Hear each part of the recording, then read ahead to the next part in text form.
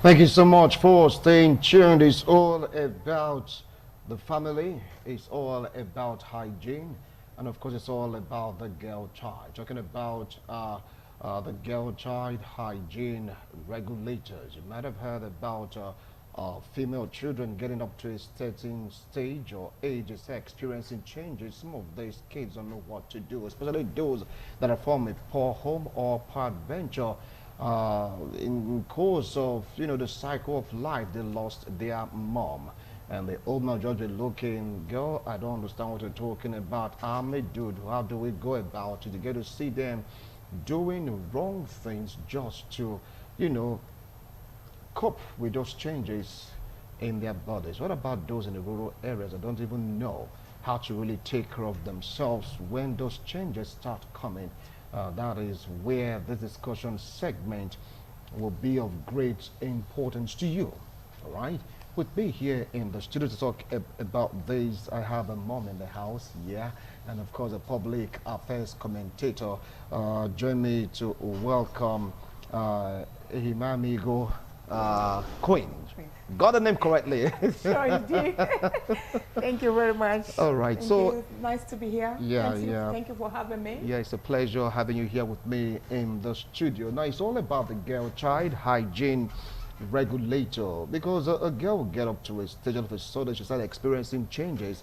I've heard stories where you see a girl child, once she gets to a stage, she starts screaming, daddy, daddy, mommy, mommy, blood, blood, and if it's not well taken care of, things can just go awry. Infections and some other deadly advice can just come into the picture and the girl will be in danger.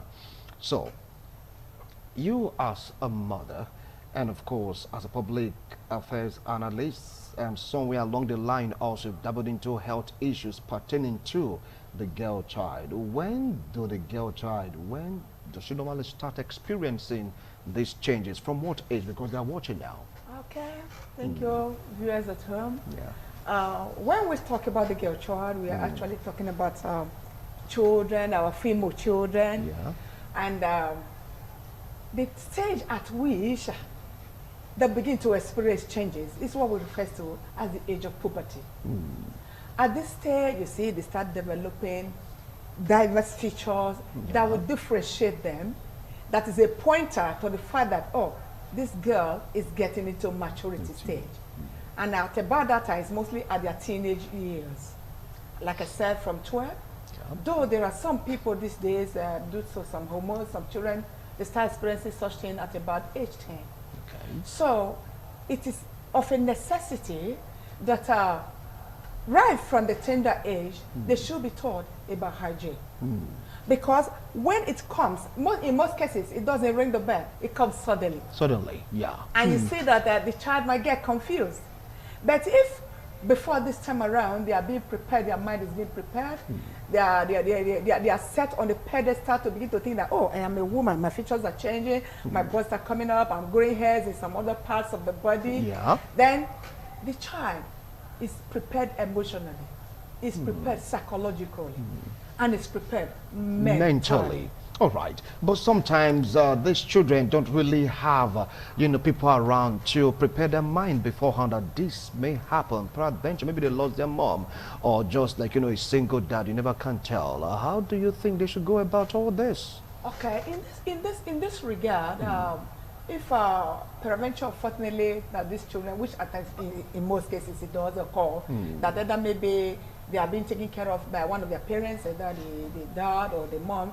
And if it is the mom, in most cases, the child is still being guided. Yeah. But if it is the dad, that is where the what you're talking about comes in. Yeah. This time around, in most cases, if I'm talking in the African context, Yeah. we have aunties, teachers.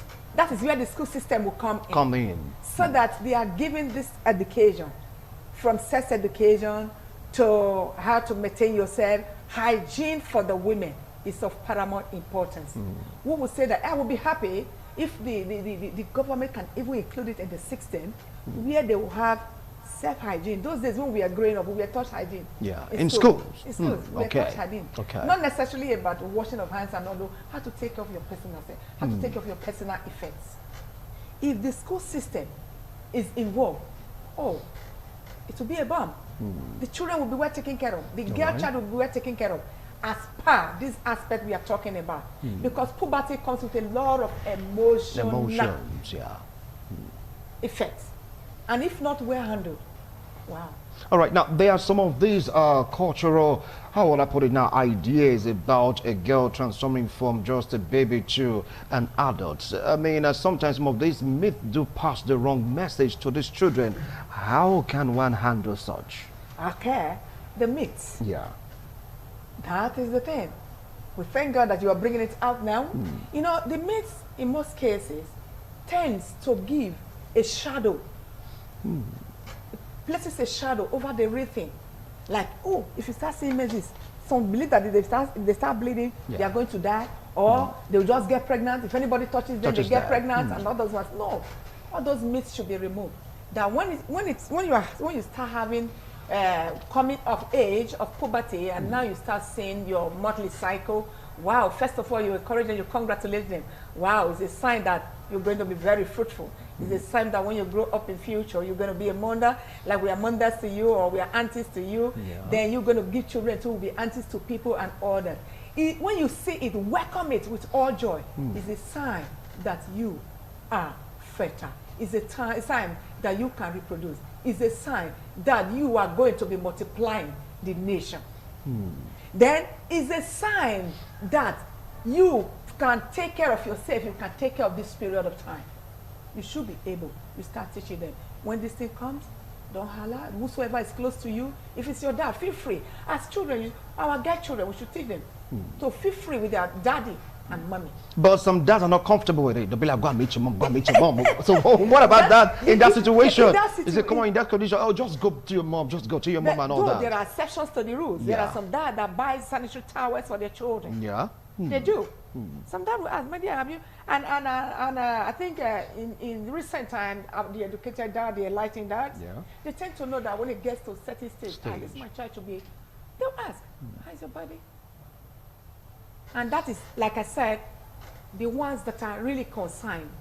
But those that will say, go, go, go, go, go, they scare away the children. But in most cases, thank God, maybe there are women at the other edge.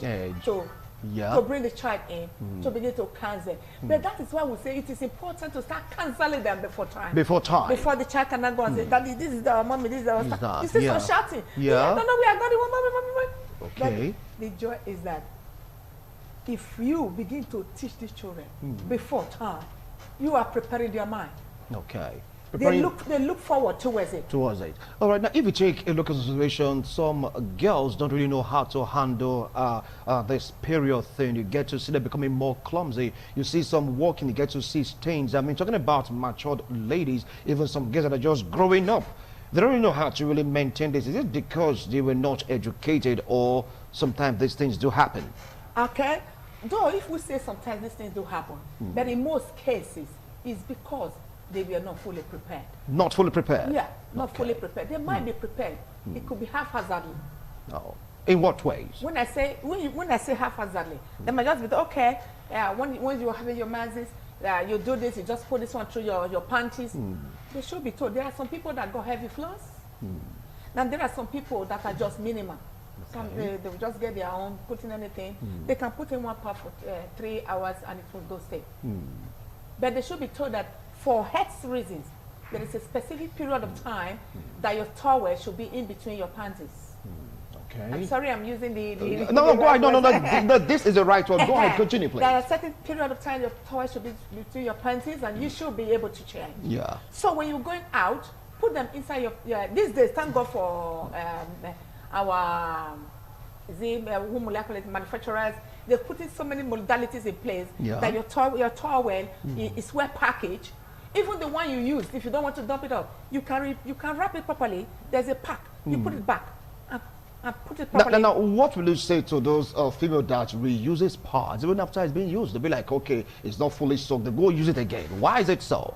Someone like that, because it still goes down to have-baked preparation. Have-baked preparation? Yes, have-baked preparation. Okay. Because if they were told that it's not hygienic enough for them, for their health, they wouldn't do it. And maybe that will lead us to an aspect I call menstrual poverty. Measure poverty. Yeah. We'll come to that because some of these persons don't even have the money to get these parts. They are there in the rural villages. Some of them are even in these orphanage homes. They don't know what to do. They don't have cash at hand. So how should they go about this? So they feel they are economical. Yeah. They want to be economical. Oh, this one is not fully stained. Maybe I can use it again. But the problem is that the bacteria and whatsoever that's retained is already there.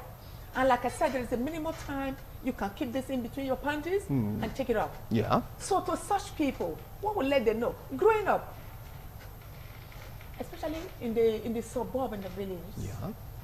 You see, even before the advent of this part on the rest of them, and whatsoever, before the advent of tissue papers, women were taking care of their hygiene. And what were they doing? They had this set of clothes. Set of clothes? Yes. Clean clothes? Clean clothes. Okay. That they maintain so well. Sun dry, not damp dry. Once they use it, they clean it up. It's their blood. They clean up, package it, maybe tie it in a cellophane bags, and keep. Is that hygienic? It's hygienic because when I say it's hygienic, because they are maintaining it properly. Okay. So that's for those I'm listening. That's for those also who are still affected by the menstrual poverty. They don't have money to purchase these parts. To keep buying. Yeah. They wash the sun and maintain it. Okay. Then those who are hygienic enough, they iron. Not washing the parts right now. No, I'm not talking of parts. But the clothes. I'm talking of clothing. Okay. I'm talking of our parents' time.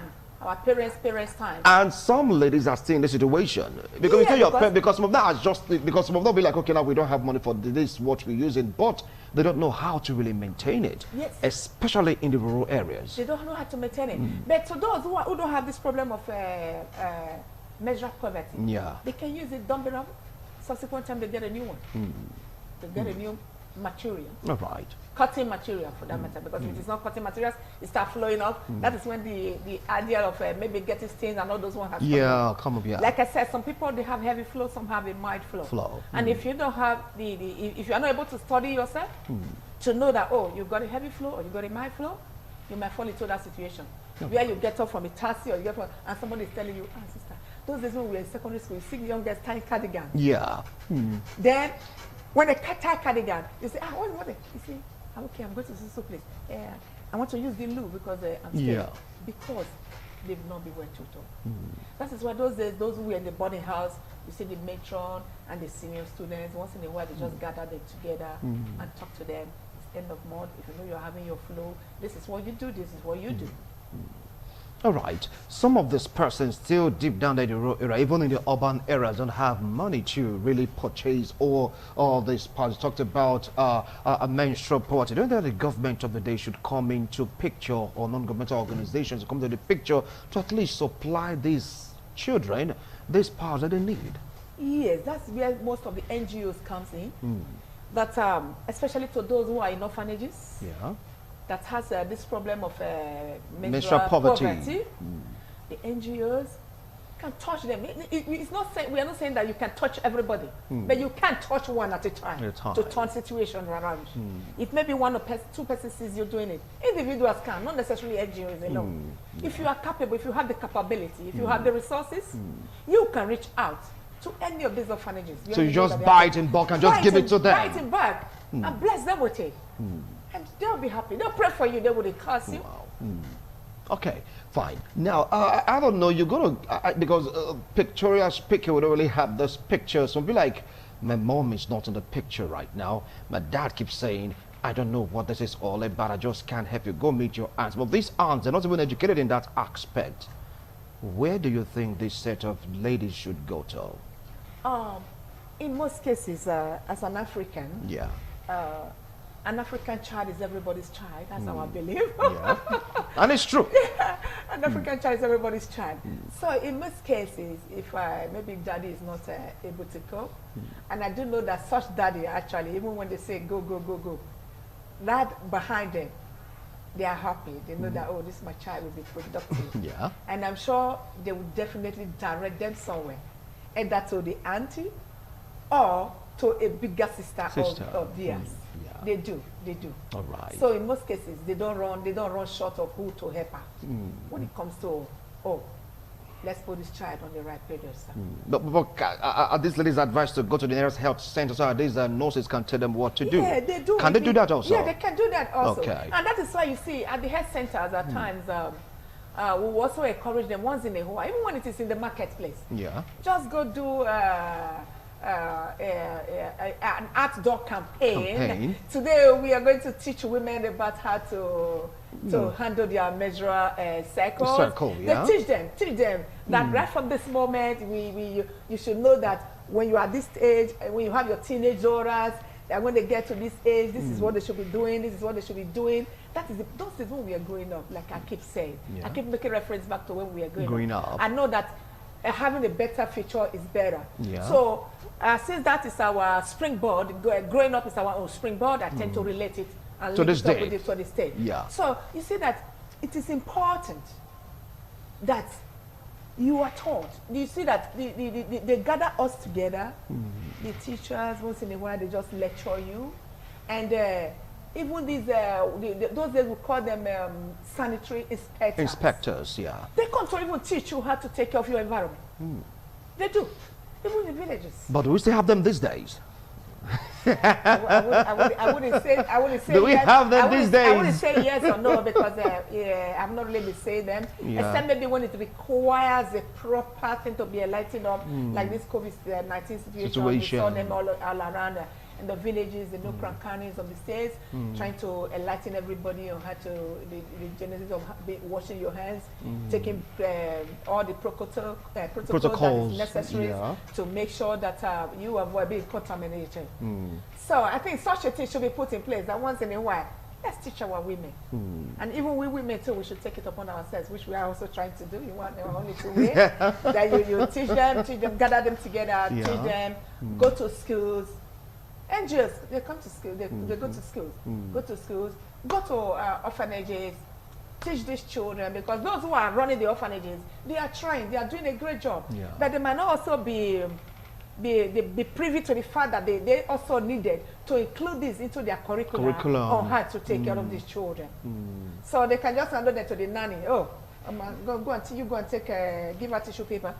And the tissue paper is not really good enough because there's hardly any tissue paper that you take, that you shake it up and you don't get dust. So that is very, very dangerous. That is very dangerous. Wow. Very, very dangerous. I wish we had more time to really expatiate on this. Not to worry, one of these I'm going to call you back, invite you to really expatiate more on this. Before we go, what advice do you have for the girl child going through this period and she doesn't know what to do? Okay, as a girl child, if you're going through such a period, and you don't really know what to do, I will always advise, because those who seek cancers, they don't get missing. So if you seek cancer of those who are older than you are, because in most cases, if you seek cancers between your peers, they might not be able to direct you aright. Peer influence might be there, and you might go negatively. So if you go to those who are older than you, I'm talking to those, especially those who are approaching right now the years, those who are also vulnerable, who don't have maybe have direct parents to take charge, they should get close to those who are older than they are, maybe their aunties, their teachers. Some go close to their teachers and talk to them. Oh, Auntie, this is what I'm going through, this is what I'm going through. Oh, and teachers. And kudos to teachers. They do respond. They do respond. Thank you so much, Madam Queen. I appreciate your coming. Not too worried. It'll be a day we'll spend more time on this and how you're going about schools, orphanages, to really educate these children, to enlighten them so they get to know what all this really stands for. It's all about the girl child hygiene regulators. If you're going through this, look for a big auntie to talk to. Don't go and discuss it with a pair. They may just give you the wrong advice. Okay, you can go to your teachers, go to the hospital. Maybe your mom is not around, maybe your mom is late, your dad don't really know what to do, and his advice just like, hitting the stone. Just go there. Seek help, seek attention to be given to you. Thank you so much, madam. Thank you. I appreciate your coming. Thank you, sir. Thank you for having me. All right.